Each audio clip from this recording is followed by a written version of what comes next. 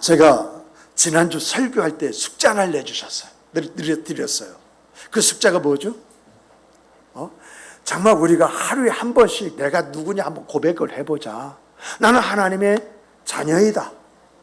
하나님은 나와 함께 하신다. 하나님 날 지켜주신다. 하나님 인도해 주신다. 하나님이 책임주신다. 이런 고백 좀 하면서 하루를 열어보자 했습니다. 어떻게 해보셨나요? 매일 있잖아요. 매주마다 여러분 이런 주제가 이러한 내용이 하나씩 나갈 거예요. 그래서 앞으로는 딱 꼬집어가지고 집사님, 권사님 그렇게 해보셨습니까? 물어볼 수도 있습니다. 그러면 이 예배 중에 하나님 계시는데 거짓말 할 수 있어요? 그렇잖아요. 거짓말 하면은요 양심이 무너진 사람이에요. 신앙이 없는 사람이에요. 그러니까 여러분 올 한 해는 좋으나 싫으나 목사님 말대로 한번 그렇게 한번 살아보자. 그리고 그렇게 살아보고 난 다음에 어떤 일이 내 안에 있었는지 내가 한번 따져보자.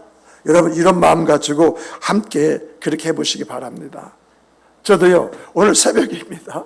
새벽에 이 세면장에 가가지고요 거울을 보면서 그 고백을 하는 거예요.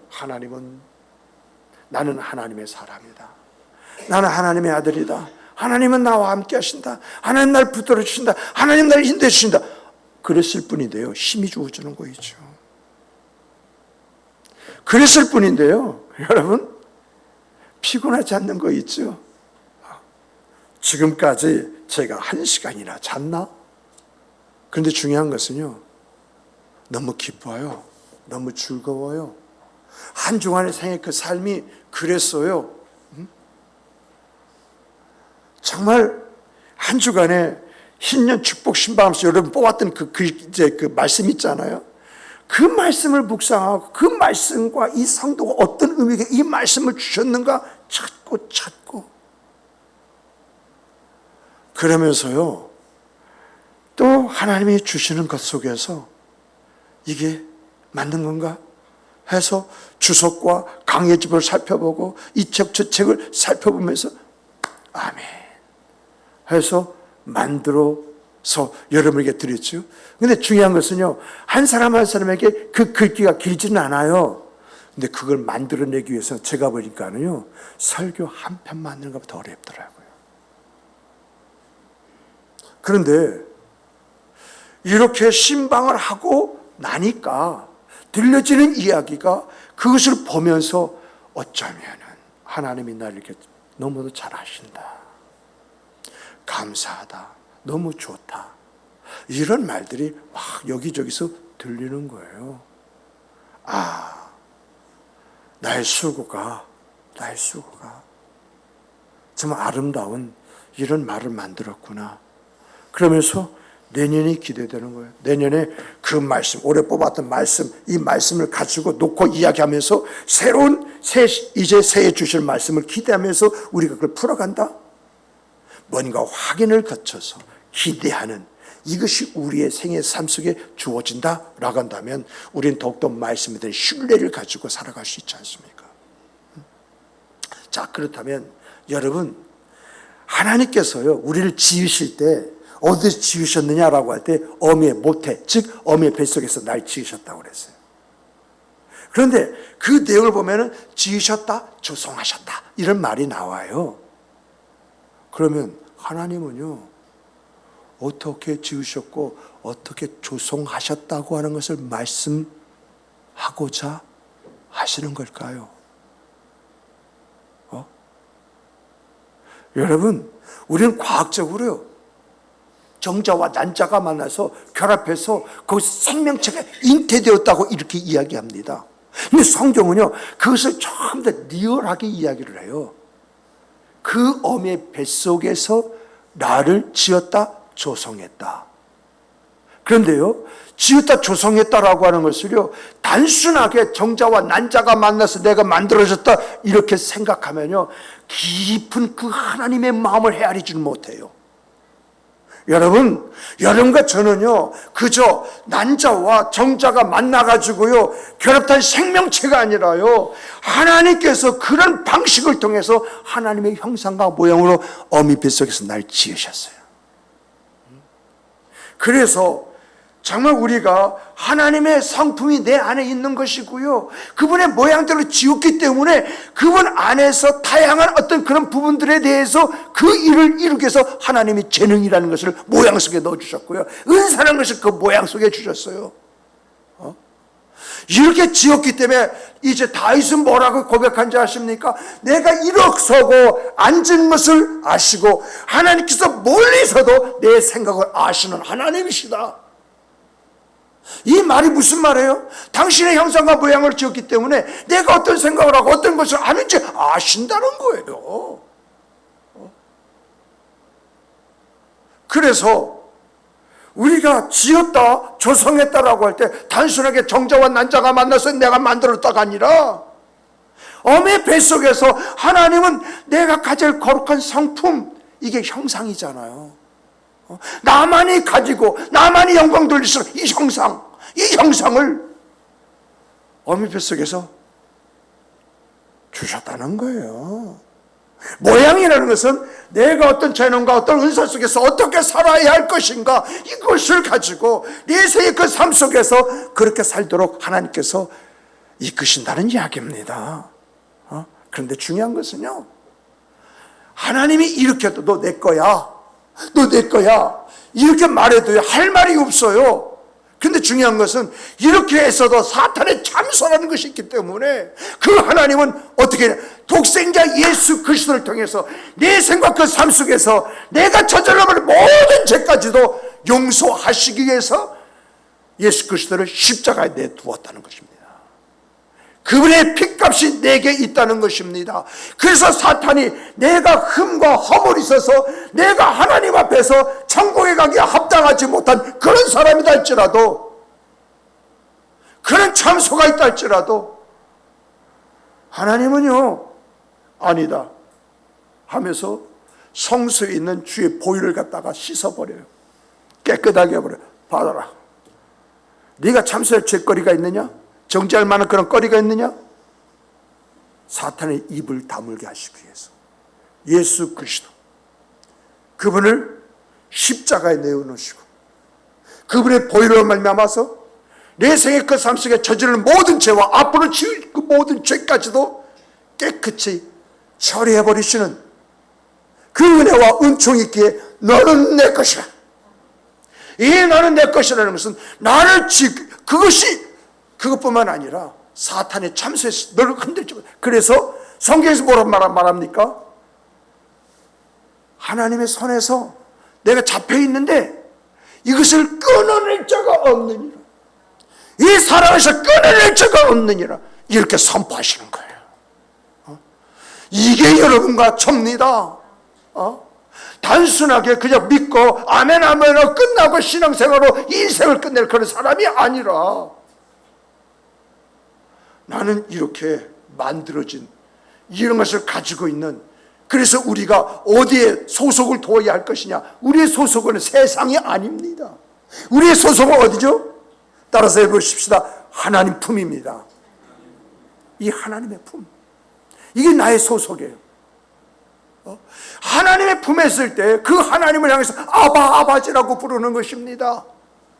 그 하나님의 품에 있을 때 하나님의 사랑이 어떤 것인지 그 사랑을 내가 느끼고 그 사랑 안에서 발견되어지는, 그래서 나의 나 된 것을 이야기할 때 눈물이 나오게 되는 것이고 떨림이 나를 흔들게 만드는, 그래서 은혜였습니다. 이 진정성이 내 안에 나오도록 나는 그렇게 지어져 있다는 것입니다. 그런데 여러분, 우리는 어떻게 삽니까? 이런 이야기가 있어요. 어느 집에 말입니다, 아주 귀한 골동품이 있어요. 이건 이게 주발 같은 골동품이에요. 그런데 그 집에 그 골동품이 있는데 그 골동품이 개밥그릇으로 쓰이고 있네. 그래서 어떤 사람이 그 그릇, 이거 보통 그릇이 아니네 하고 이렇게 살펴보다가 주인에게 말하기를, 아니 아무리 개가 그렇게 이쁘고 사랑스럽다 할지라도 어떻게 이 귀한 그릇을 개 밖으로 쓸 수 있습니까? 하고 물었어요. 그랬더니 주인이 씁쓸하게 웃으면서 하는 말이, 우리 집 저 강아지는요 그 그릇이 귀한 것인지 모릅니다. 오직 저 강아지는요 저 도자기, 저 귀한 그릇이요 자기 밥그릇으로만 알고 있습니다. 그래서 이 그릇을 뺏어가지고 이게 씻어가지고 이렇게 좋은 데다 딱 올려놓으면 그때부터 이 개가요 나 뒹굴면서 짖고 난리가 아니라는 거예요. 그것을 자기 밥그릇으로 내놓을 때까지 그렇게 짖고 울고 그런다는 거예요. 그래서 어쩔 수 없이 그 개에게 이 귀한 도자기를 밥그릇으로 쓸 수밖에 없습니다. 그런데 또 이게 아는지 모르는지 모르지만은 이것으로 밥그릇을 주면은요 밥을 흘리지도 않고 아주 그 그릇 그대로 놓고 거기에서 먹고 그런다는 거예요.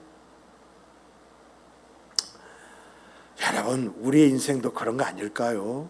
내가 누구인지 나에 대한 존귀함을 모르면요 세상이 주는 걱정거리, 염려, 근심 이것으로 가득하다 보니까 나의 나됨으로 기뻐하고 즐거워하고 감사하고 찬양하는 것이 내 안에서 사라져버리는 그것이 우리의 인생사, 오늘의 우리의 삶은 아닙니까?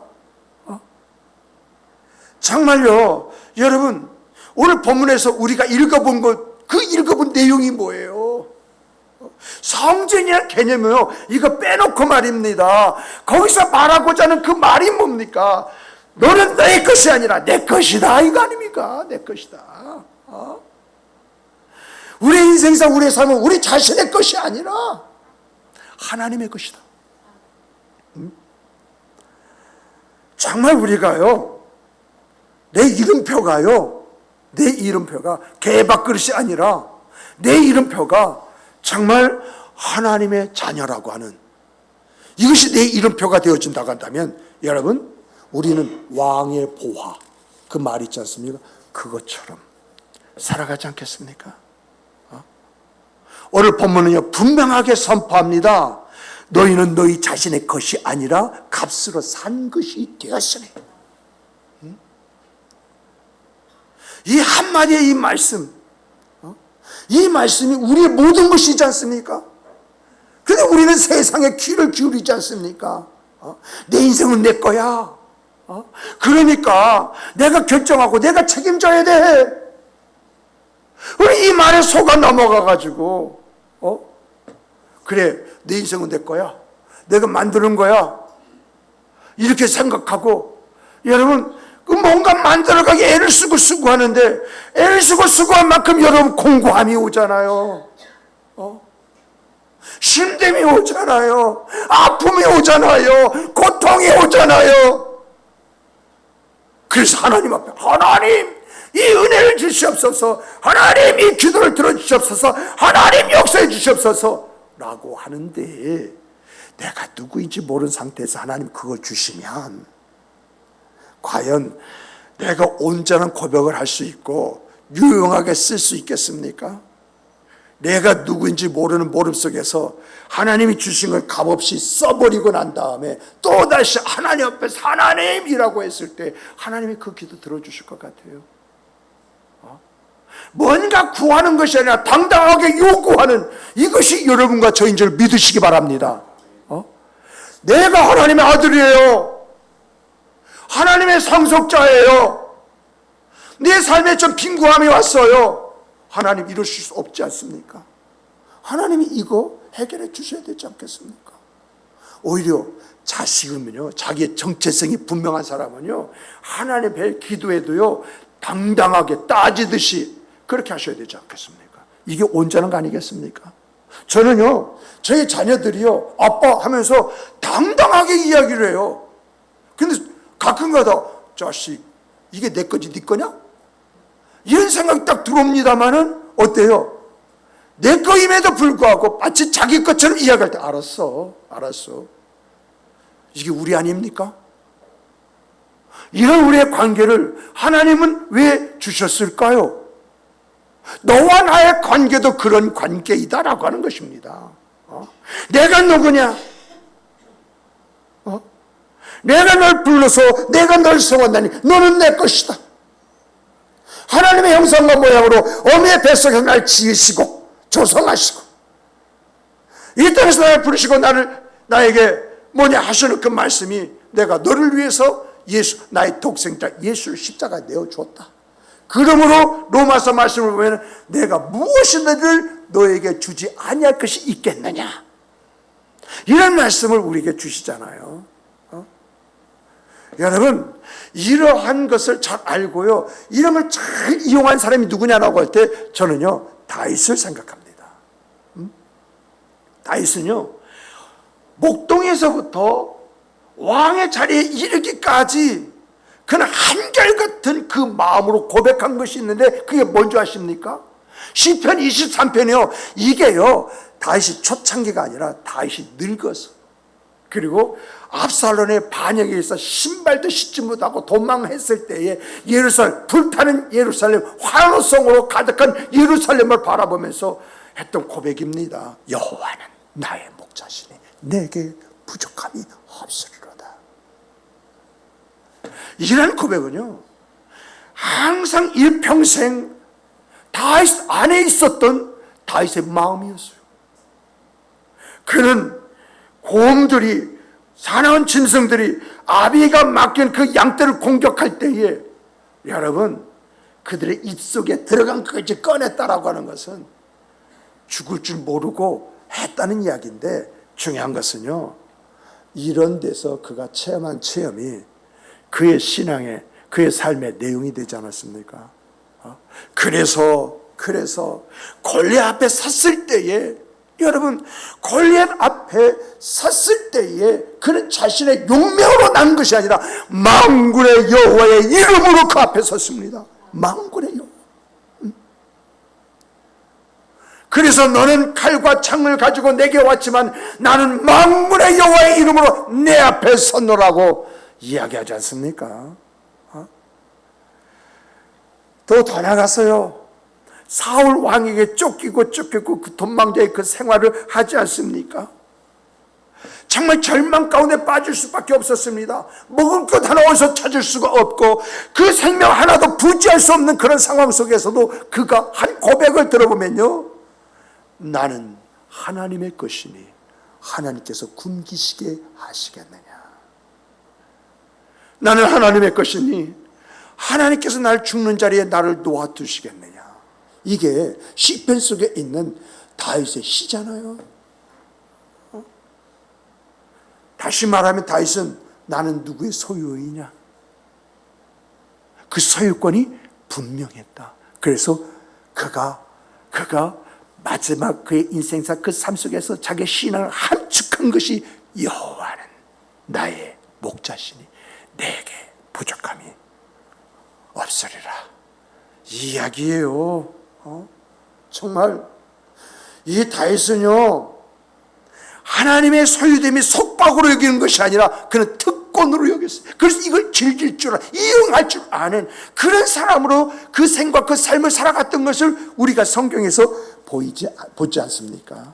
이렇게 내가 누구냐, 하나님의 소유를 살 때에 하나님은요 이 다윗을 이스라엘의 거룩한 나라 주권자로 세워서 그를 통해서 일하시고 역사하시고 영광 받으시는 그런 일들을 행하셨던 것을 보게 됩니다. 그렇다면 오늘 우리는 어떻게 살아야 됩니까? 정말 우리는요 거룩한 삶의 여정이라는 그 주제 앞에서요 뭔가 내가 수고하고 노력해야, 아니에요. 이게 거룩이 아니에요. 내가 누구냐?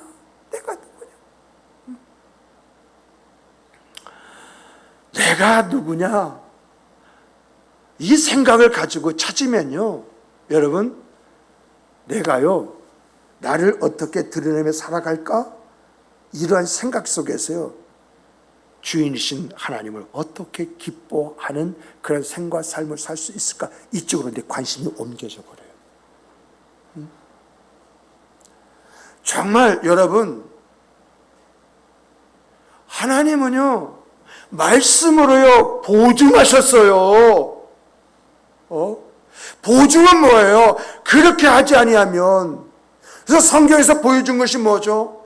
하나님이 아브라함을 맹세하시는데 아브라함을 재워주시고 혼자 횃불을 들고 그쪽엔 그 짐승 사이를 걸어가시잖아요. 아브라함을 감당할 수 없어요. 그렇게 할 수 있는 힘과 능력이 없어요. 그러나 하나님은 하실 수 있어요. 그래서 일방적인 언약을 하지 않습니까? 내가 너에게 약속한 대로 그렇게 하지 않으면 내가 이렇게 갈라져서 이 사이를 네가 지난달째로도 내가 말하지 않겠다. 그 이야기 아니겠습니까? 그러면 여러분, 이렇게 하나님은 날 보증하셨습니다. 그리고 더 나가서 이런 보증이 있음에 여러분, 세상에 너무 목매이지 마세요. 세상에 일 있지 않습니까? 내가 풀 수 있는 일이 얼마나 많이 있겠습니까? 그저 나는요, 허덕이다가 허덕이 무너져 버리잖아요. 그러나 중요한 것은요, 하나님이 내 안에 계시면 그 허덕임 속에서도 일어서게 되어지고 그 말씀 한 말을 붙잡고 견고하게 살려고 노력하는 노력 속에서 내가 이기는 자가 되지 않습니까? 그 안에서 하나님의 역사가 기적이라는 것이 이런 것이라는 걸 체험하면서 나의 나 된 것은 하나님의 은혜입니다. 이 진정성 있는 고백이 내 입에서 터져나오게 만드는 역사가 있잖아요.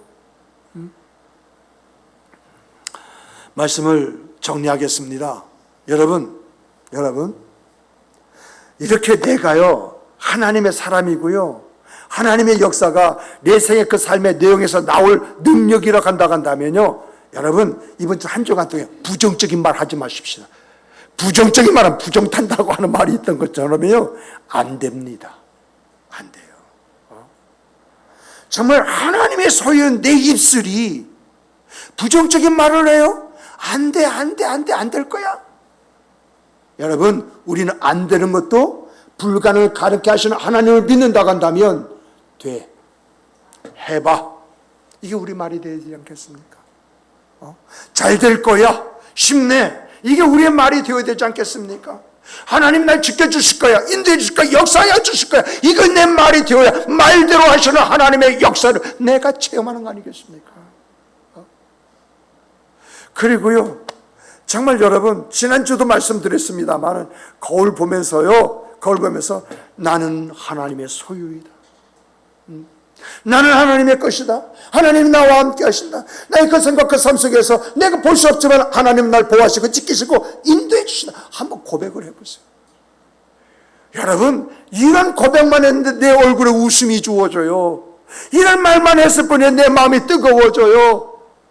이런 가운데 내가 살아야만이 그 삶 속에서 내가 믿음대로 고백한 대로 일하시고 역사하시는 하나님, 이 고백이 있는 내 체험이 있을 거 아니겠습니까? 여러분, 2014년에 뉴욕 경매장에서 있었던 이야기입니다. 먼지가 가득한 성모 마리아의 그런 그림 한 점이 나왔어요. 그런데 한 사람이요, 그 7달러, 그러면 우리나라 돈으로 한 7만 원, 아니 만 원 정도 되잖아요. 만 원, 7달러니까 만 원 정도 되지 않습니까? 그걸 낙찰받았어요. 그리고 이 사람이 그림을 쫙 보면서 좀 범상치 않은 것 같은 느낌이 들어서 깨끗이 닦았습니다. 깨끗이 닦고, 그리고 이제 그 액자, 그 테두리에 흠집 있는 것도 다 이렇게 하고, 그러고 났더니 거기에 뭐라고 냈느냐? 여러분, 르네상스 시대, 그러면 중세기가 되잖아요. 중세기에 이 그림에 대한 거장 프라 안젤리코라고 써 있는 거예요. 여러분, 그 낙인 있잖아요.